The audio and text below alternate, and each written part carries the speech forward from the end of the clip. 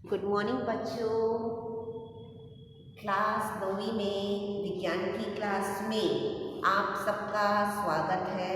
हम लोग बहुत दिनों के बाद मिल रहे हैं। तो अब भी नवंबर का हमारा जो लेसन है वो है 15वां लेसन।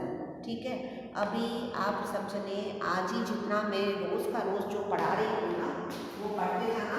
और आज मैंने आपको दो फोटो खींच के भेजे हैं। उनमें क्या है कि लिखा गया है कि कौन से लेसन, इसमें सिर्फ एक ही लेसन कट किया है कि सरकार ने कहा है ना कि 30% कोर्स कम हुआ है, तो 9th का कौन से टॉपिक पूछे जाएंगे लिखा हुआ है। अभ्यास क्रम में राखेल प्रकरण और दूसरा अभ्यास क्रम में से निकाले गए।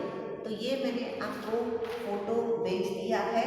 तो आज का जो हमारा लेसन है नवंबर का, हमारा एक ही लेसन है, वो है खाद्य संसाधनों में सुधार। लेकिन हम सिर्फ इसमें फसलों के सुधार के बारे में पढ़ेंगे, कृषि पालन के बारे में पढ़ेंगे, हम पशुपालन के बारे में, कुक्कुट पालन, मुर्गी पालन और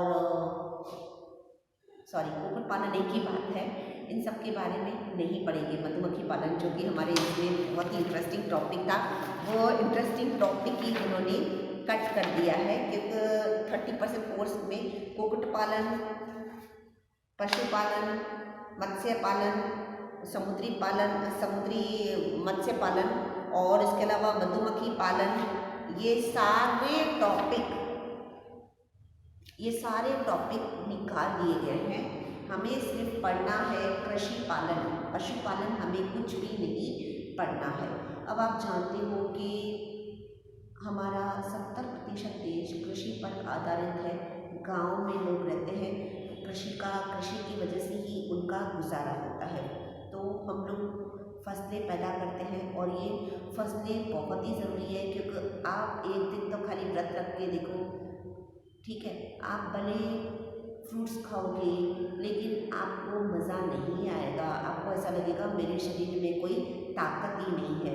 तो हमें इसी खाने से हमें क्या मिलता है, कार्बोहाइड्रेट भी मिलता है, प्रोटीन भी मिलता है और वसा यानी फैट भी मिलता है। सब चीज़ हमारे शरीर के लिए ज़रूरी भी है। फैट भी ज़रूरी है, प्रोटीन भी ज़रूरी है, कार्बोहाइड्रेट भी ज़रूरी है। तो कार्बोहाइड्रेट हमें कहाँ से मिलता है? तो बच्चों, कार्बोहाइड्रेट मिलता है हमें अनाजों से। अनाजों के रूप में आप गेहूँ, बाजरा, ज्वार, मक्का, रागी, ये अलग अलग आटों का उपयोग करते हो, उनसे मिलता है। और प्रोटीन कहाँ से मिलता है? प्रोटीन हमें दालों से मिलता है कि नहीं मिलता है? जो डिफरेंट तरह की दालें हैं, कठोर अनाज है, उन सब से हमें ये सब चीज़ें मिलती है। तो बाकी हमें वेजिटेबल से, फ्रूट से विटामिन्स और मिनरल मिलते हैं। तो ये सब की क्या की जाती है? खेती की जाती है, फसल पैदा की जाती है तभी तो। और बेचारे हम लोग क्या करते हैं, अगर एक रोटी हमको जितना खाना डिनर में जाते हैं, थोड़ा सा ही खाना खाते हैं, लेकिन हम कितना वेस्ट करते हैं, जबकि इसको बनने में न जाने कितना समय लगता है। ठीक है, तो आज हम इसलिए प्लीज़ डोंट वेस्ट फूड को जितना चाहिए उतना लो, ज़्यादा मत लो। दूसरी बार भले लो, लेकिन ज़्यादा लेकर फिर उसको फेंक दो, ये गलत बात है, ये अन्न का अपमान है। जिस अन्न को पकने के लिए, बनने के लिए इतना समय लगता है, हम 2 मिनट में खा लेते हैं लेकिन फेंक भी उसी तरह से देते हैं। तो उस अन्न का अपमान नहीं करना, ठीक है। तो आज हम कर रहे हैं फसल उत्पादन में उन्नति। अब फसलों का उत्पादन तो हो रहा है, हम लोग गेहूँ की कर रहे हैं, मक्का, ज्वार, बाजरा सब चीज़ कर रहे हैं, लेकिन उसमें हमको प्रोग्रेस लानी है, उन्नति लानी है। जैसे हमारे पास मोबाइल तो वाला है, कोई भी मान लो हमारे पास मोबाइल तो है, लेकिन वो मोबाइल क्या हम सालों तक एक ही मोबाइल को लाते हैं? हम उसमें उनकी फीचर्स में चेंज आए ऐसा बनाते हैं ना, नया नया बनाते हैं। तो हमारी जो फसल उत्पादन की पद्धति है उसमें भी वेरिएशन लाना चाहिए, बिल्कुल चेंजेस लाने चाहिए, परिवर्तन लाना चाहिए, ठीक है। तो उत्पादन के लिए हमारे पास जो फसलें होती हैं, हर फसल के लिए एक ही तरह का तापमान, एक ही तरह की जलवायु नहीं चाहिए। फसल के लिए तापमान भी अलग चाहिए, हर फसल के लिए जलवायु भी अलग चाहिए। अब किसी को गर्मी में होता है, किसी को सर्दी में, किसी को बारिश में, इस हिसाब से फसल की उत्पादन होता है ना। अभी जैसे ठंडी की सीज़न चल रही है तो हमें क्या ज़्यादा मिलती है, गाजर मिलती है, मटर मिलते हैं और हरी सब्जियां मिलती हैं, है ना। ये सब चीज़ें हमें ज़्यादा मिलती हैं। तो क्यों ज़्यादा मिलती है? क्योंकि उस फसल के लिए जो जलवायु चाहिए वो उसी ऋतु में मिलती है। किसी को पानी ज़्यादा चाहिए, किसी फसल को पानी कम चाहिए। तो जिसको पानी ज़्यादा चाहिए ऐसी फसलें बारिश की ऋतु में पैदा की जाती हैं। चलो अभी आ जाए, विभिन्न फसलों के लिए विभिन्न जलवायु, विभिन्न परिस्थितियाँ चाहिए। सबके लिए जलवायु अलग अलग चाहिए। किसी को ठंडा जलवायु चाहिए, किसी को गर्म जलवायु चाहिए, किसी को पानी ज़्यादा चाहिए, किसी को कम चाहिए, किसी को ताप ज़्यादा चाहिए, किसी को कम चाहिए। तो हर एक की आवश्यकता अलग अलग होती है। उन्हीं आवश्यकताओं को ध्यान में रखते हुए दो तरह की फसलें पैदा की जाती है, एक रबी की फसल और एक खरीफ की फसल। खरीफ की फसल यानी क्या? खरीफ की फसल का मतलब होता है ऐसी फसल जो जून से अक्टूबर में बोई जाए। जून से अक्टूबर यानी कौन सा महीना हुआ? बारिश की सीज़न भी आ गई है ना, तो उसमें बोई जाती है। और फसलों के नाम है धान यानी चावल की खेती। तो धान की खेती के लिए पानी ज़्यादा चाहिए। सोयाबीन, और आप जानती हो सोयाबीन की बड़ी खाते हो ना, न्यूट्रेला, है ना, जिसमें मैक्सिमम यानी ज़्यादा से ज़्यादा मात्रा में क्या होता है? प्रोटीन होता है। अरहर की दाल, मक्का, ये सब मक्का खाते हो ना, है ना। तो ये सब चीज़ें हमें कौन सी फसल में मिलती है? खरीफ की फसल, मतलब बारिश की सीज़न में। और दूसरी होती है विंटर की सीज़न में रबी की फसल, शीत ऋतु में, जो नवंबर से अप्रैल में होती है। उसमें गेहूँ होता है, चना, मटर, सरसों, ये सब चीज़ें होती हैं। देखो अभी हरा हरा चना मिलता है ना, आप खाते हो ना कच्चा हरे चने, उसी को ही फिर सुखाकर ब्राउन कलर के चने बनते हैं। मटर की सब्जी बनती है ना, विंटर में सबके घर पाव भाजी बनती है। क्यों? क्योंकि बहुत सारी अच्छी मात्रा में सब्जियां कब मिलती हैं?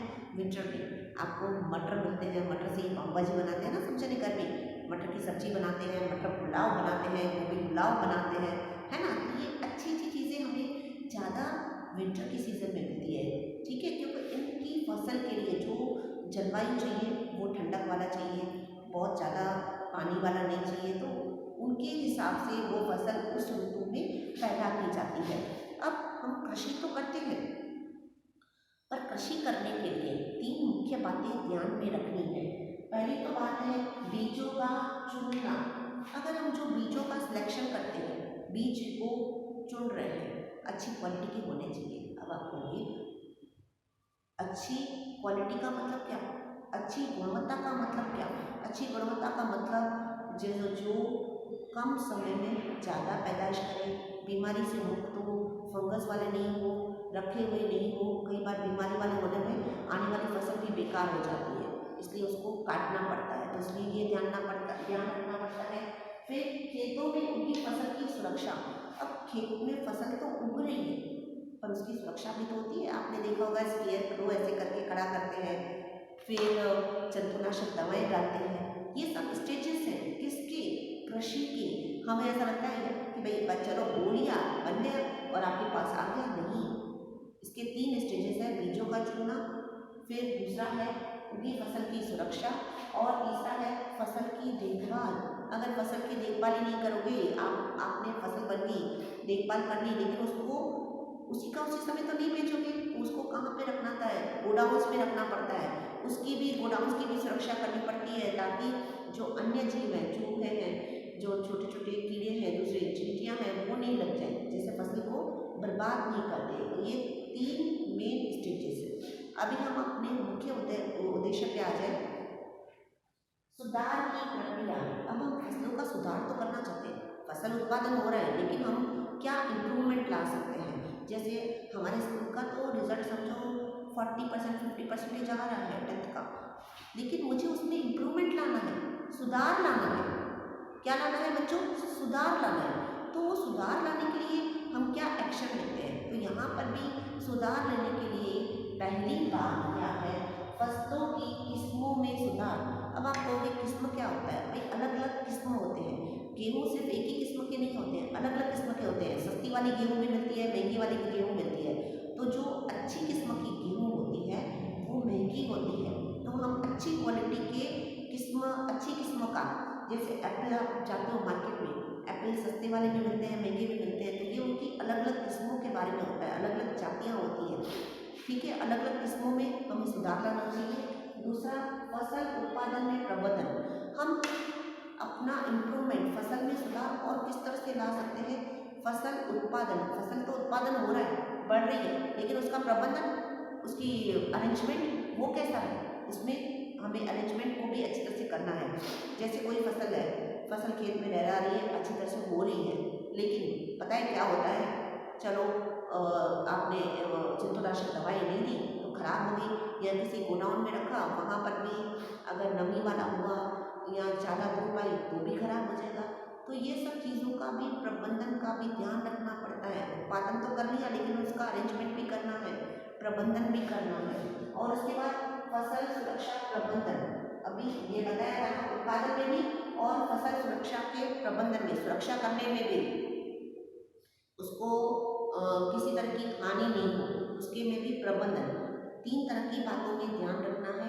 एक है फसल की किस्मों में सुधार, दूसरा है फसल उत्पादन, उत्पादन में भी अच्छी किस्म के बीज लेने का और अच्छी गुणवत्ता वाले बीज लेने का, बीमारी वाले बीज नहीं। फिर जो उसके आसपास खरपतवार आती है उसका भी ध्यान रखने का, इस तरह का प्रबंधन। फिर फसल बन तो गई, फिर फसल की क्या करनी है? सुरक्षा करनी है। ये जो कि छोटे मोटे खेत वाले होते हैं ना, वो सब किसको बेच के आते हैं? जमींदार को बेच के आते हैं। लेकिन आजकल ऐसा नहीं होता, आप डायरेक्टली सरकार को देते हो, फिर सरकार का काम है उसकी सुरक्षा का प्रबंधन करना, ठीक है। तो अभी है किस्मों में सुधार किसके द्वारा होता है? अब आप कह रहे हो कि फसल की किस्मों में सुधार आना चाहिए, तो फसल की किस्मों में सुधार किसके द्वारा होता है? 2 विधियों के द्वारा, एक संकरण विधि के द्वारा और एक ऐच्छिक गुण वाले जीन के द्वारा। अब आप कहोगे कि संकरण का मतलब क्या? संकरण का मतलब देखो, 2 तरह के पौधे हैं, अलग अलग तरह के पौधे हैं। एक में एक क्वालिटी है, दूसरे में दूसरी क्वालिटी है। तो दोनों की क्वालिटी वाले जीन्स को आपस में मिलाकर हम संकरण करवाने की विधि करवाते हैं, है ना।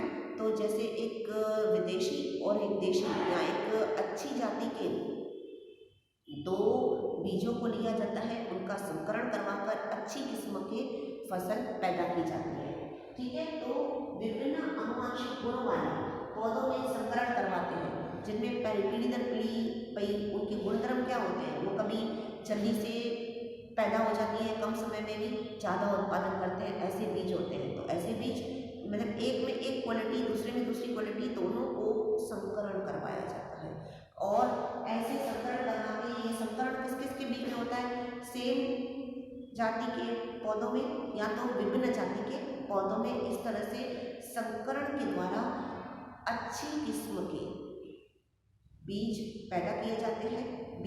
उन बीजों का फिर संकरण करवा के फिर उन बीजों का उत्पादन किया जाता है, उन बीजों में से फसलों का उत्पादन किया जाता है। और दूसरी विधि है ऐच्छिक गुण वाले जीन डालकर। भाई मुझे एक ऐसा पौधा चाहिए जिसमें मैं अपनी अच्छे अनुसार ऐसे गुण इसमें होने चाहिए, जैसे कोई स्कूल का कोई बच्चा है उसमें सब तरह के गुण होने चाहिए, तो ऐसे जीन्स अगर डालते हैं तो फिर आने वाला जो पौधा होता है वो वैसा ही होता है।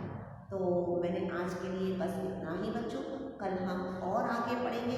तब आज मैंने लाइव क्लास में भी यही कराया है, तो आप पढ़ते रहना। तब तक के लिए बाय बाय, टेक केयर।